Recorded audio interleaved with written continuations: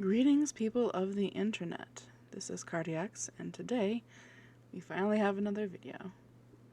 This is an idea I had when I found a plush octopus at a little shop on the pier on the beach I went to recently.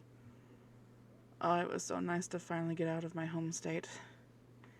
Anyway, the plush octopus was really large, and the sales lady said that he'll actually hug you if you hold him on your chest and wrap his front two tentacles around your neck. It feels like a hug. And of course she adjusted him like that, and it did feel like a hug. It was nice. So it gave me this idea of a mermaid hugging an octopus. I imagine that they get pretty good hugs. Anyway, yeah, I did go on vacation, and we're at apparently the tail end of the pandemic, and it feels like a trap. it feels like it's not going to last, and that there's going to be another resurgence, but I'm trying to remain positive, mostly because everything else in my life feels like it's falling apart.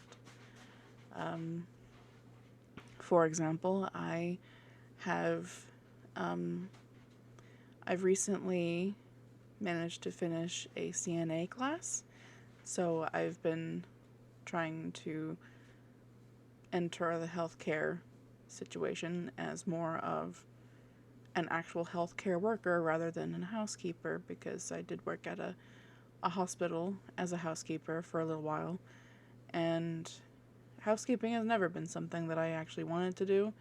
It was just a means to an end kind of thing, just something to get some money in my pocket. But I've, of course, made the terrible mistake of trying to work at a hospital that is an hour away from my house, and, I wasn't getting paid enough to handle the wear and tear on my car and the gas, which was going up and up and up because of the election and more things that I'm just too tired to talk about. Anyway, I passed my CNA class, but I did not pass the state test because I ran out of time.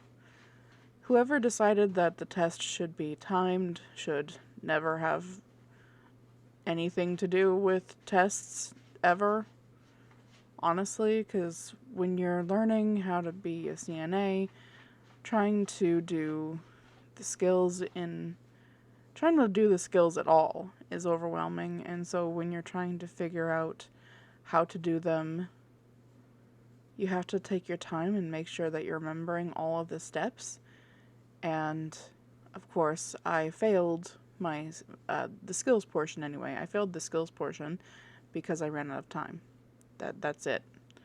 The skills I did manage to finish in time, I passed those, but the last skill I failed because I wasn't able to finish it in the allotted amount of time, and it was only 35 minutes. That's literally the amount of time you're able to do, and yet I think there's 2 hours or something for the written portion, which most people got done in 20 minutes. So, why is it so weirdly imbalanced like that? Why can't at least another 20 minutes allotted for the written portion be given to the skills portion? It's a little bit ridiculous if you ask me. Regardless, I'm having to figure out how to reschedule a retake, and nobody is helping me with that, because I tried to ask my teacher and she never replied, and I was supposed to get an email and I never did.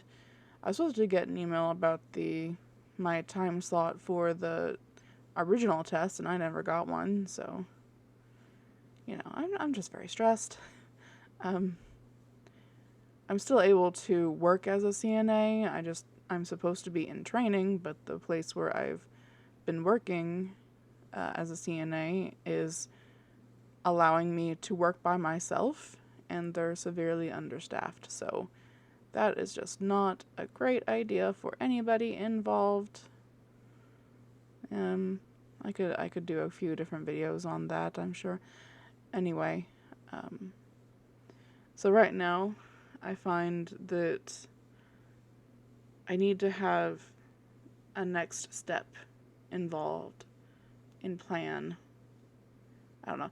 I need to plan for some kind of big step in my life in order to feel like I actually have some kind of direction.